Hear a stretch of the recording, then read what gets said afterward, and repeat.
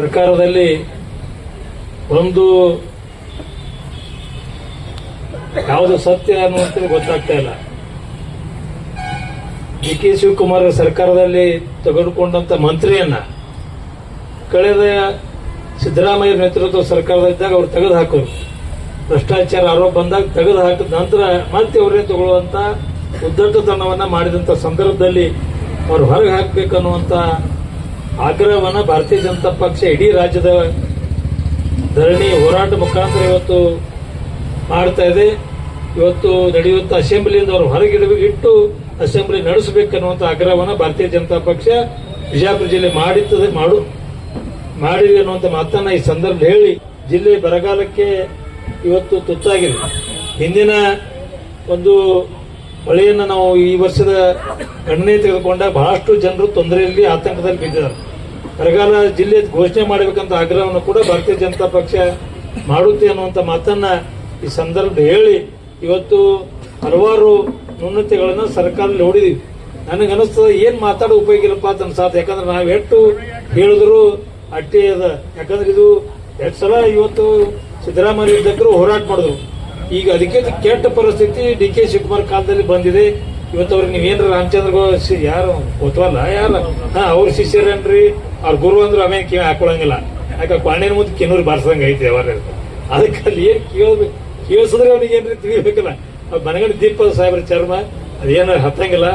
ಅದಕ್ಕೆ ಏನಾರೇ ಒಟ್ಟು ಸರ್ಕಾರ ಡಿಸಾಲ್ವ್ ಮಾಡತ್ತ ಒಂದು ಹೋರಾಟ ಮಾಡಿ ಯಾರು ಮಂತ್ರಿ ತೆಗಿಯೋದಕ್ಕಿಂತ ಸರ್ಕಾರಕ್ಕಿಂತ ಹೋಗೋದ್ಬೇಡ. ಇವತ್ತು ಮೊನ್ನೆ ಇಂಡಿಗೆ ಬರಾತಿದ್ದೆ ಬಸ್ ಸ್ಟ್ಯಾಂಡ್ದಾಗ ಒಂದು ಯಾವ್ದೋ ಕಾರ್ಯಕ್ರಮ ನಾವು ಕಾಸುಗೋಡ್ರು ಎಲ್ಲ ಕೂಡ ಹೆಣ್ಮಕ್ಳು ಇದ್ದೀವಿ.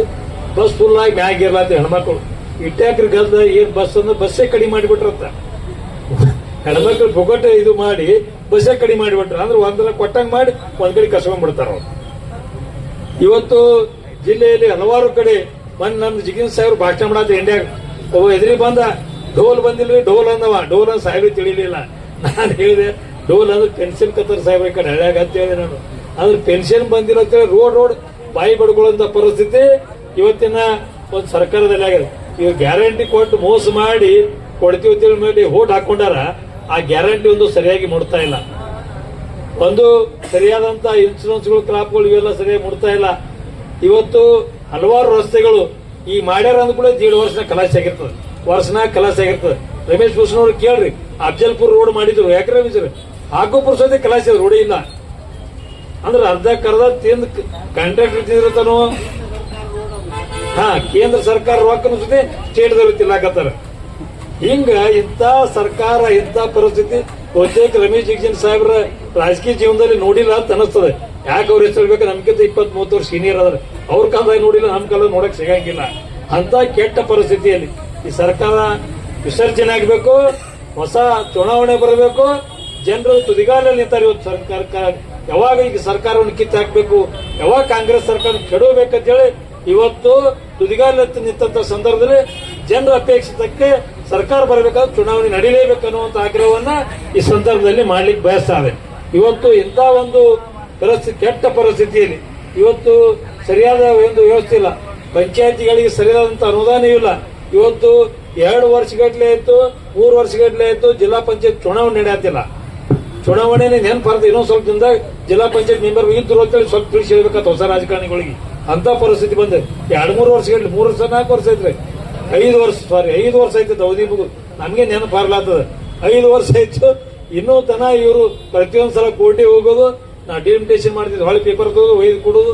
ಇದ್ರಾಗ ಅಂದ್ರ ಜನರ ಹಿತನೂ ಕಾಪಾಡಲಿಲ್ಲ, ಜನರಿಗೆ ಸೌಲಭ್ಯನ ಕಸಿದುಕೊಂಡಾರ.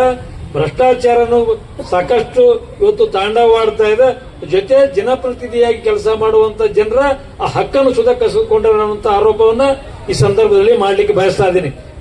ಸರ್ಕಾರ ಹೋಗ್ಬೇಕನ್ನುವಂತ ಆಗ್ರಹವನ್ನು ಈ ಸಂದರ್ಭದಲ್ಲಿ ಮಾಡಿ ಇವತ್ತು ತಕ್ಷಣ ಬಿಜಾಪುರ ಜಿಲ್ಲೆಗೆ ಬರಗಾಲ ಜಿಲ್ಲೆ ಅಂತ ಘೋಷಣೆ ಮಾಡಬೇಕು. ಆ ಜೊತೆನೆ ಇವತ್ತೇನೂ ಡೆವಲಪ್ಮೆಂಟ್ ಬಿಜಾಪುರ ಜಿಲ್ಲೆಯಲ್ಲಿ ಅಡಿಗೆಲ್ಲು ಹಿಂಗ ಏನು ಕೇಳತ್ತಿಲ್ಲ.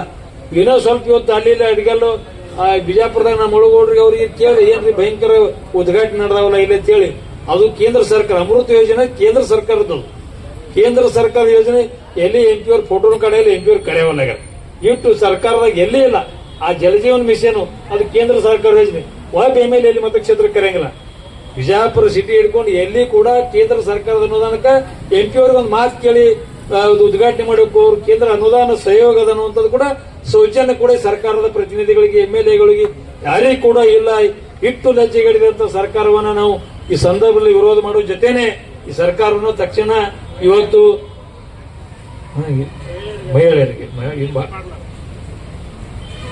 ಇನ್ನೊಂದು ನಮ್ಗೆ ನೆನಪಿಲ್ಲ, ನಮ್ಮ ಕೇಂದ್ರ ಸರ್ಕಾರದಲ್ಲಿ 33% ಕೊಡ್ಬೇಕಂತೇಳಿ ಆ ಕಾನೂನು ತರುವ ಮುಂದೆ ವಿರೋಧ ಮಾಡುವಂತವ್ರು ಇವರು ರಾಜ್ಯದಲ್ಲಿ ಒಂದು ಮಹಿಳಾ ಮಂತ್ರಿಗಳನ್ನು ಮಾಡಿಲ್ಲ.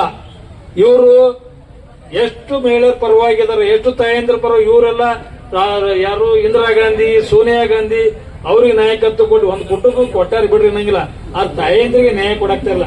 ಅವ್ರು ಕೊಡುವಂತ ಏನು ಕೇಂದ್ರ ಸರ್ಕಾರ ತಂದಿತ್ತು ಆ ಬಿಲ್ ಮಂಡನೆ ಅದು ವಿರೋಧ ಮಾಡಿದ್ರಿ. ಅವರು ನೆವ ಇಟ್ಕೊಂಡು ವಿರೋಧ ಮಾಡಿ ಆ ತಾಯಂದ್ರಿಗೆ ಕೂಡ ಇವತ್ತು ಅನ್ಯಾಯ ಮಾಡುವಂತ ಕೆಲಸ ಮಾಡಿದೆ. ಇಡೀ ರಾಜ್ಯ ಸಂಪುಟದಲ್ಲಿ ಒಬ್ಬರು ಕೂಡ ಮಹಿಳಾ ಪ್ರತಿನಿಧಿಗಳಿಲ್ಲ. ಇದನ್ನು ಕೂಡ ನಾವು ಖಂಡಿಸ್ತೀವಿ ಅನ್ನುವಂತ ಮಾತನ್ನ ಈ ಸಂದರ್ಭ ಹೇಳಿ ಹಲವಾರು ವಿಷಯಗಳಿಗೆ ಇವು ಸರ್ಕಾರ ಸಂಪೂರ್ಣ ವಿಫಲ ಆಗಿದೆ. ಇವು ಸರ್ಕಾರ ವಿರೋಧವಾಗಿ ಇವತ್ತು ನಡೆಯುತ್ತಿರುವಂತಹ ಧರಣಿಯಲ್ಲಿ ನಾವೆಲ್ಲರೂ ಕೂಡ ಭಾಗವಹಿಸಿದ್ವಿ ಅನ್ನುವಂತ ಮಾತನ್ನು ಹೇಳಿ ತಮಗೆಲ್ಲ ಒಂದೇ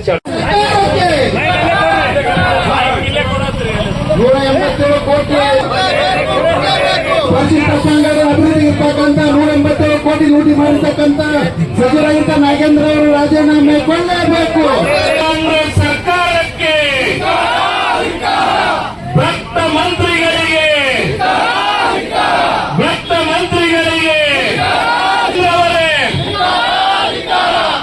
ಮಂತ್ರಿ ನಾಗೇಂದ್ರ ಅವರೇ ಕುರ್ಚಿ ಬಿಡಿ ಕುರ್ಚಿ ಬಿಡಿ ಕುರ್ಚಿ ಬಿಡಿ ಕುರ್ಚಿ ಬಿಡಿ ಕುರ್ಚಿ ಬಿಡಿ ಕುರ್ಚಿ ಬಿಡಿ ಭ್ರಷ್ಟ ಕಾಂಗ್ರೆಸ್ ಸರ್ಕಾರಕ್ಕೆ ರೈತ ವಿರೋಧಿ ಕಾಂಗ್ರೆಸ್ ಸರ್ಕಾರಕ್ಕೆ ವಿರೋಧಿ ಕಾಂಗ್ರೆಸ್ ಸರ್ಕಾರಕ್ಕೆ ಕುರ್ಚಿ ಬಿಡಿ ಕುರ್ಚಿ ಬಿಡಿ ಕುರ್ಚಿ ಬಿಡಿ ಕುರ್ಚಿ ಬಿಡಿ ಕುರ್ಚಿ ಬಿಡಿ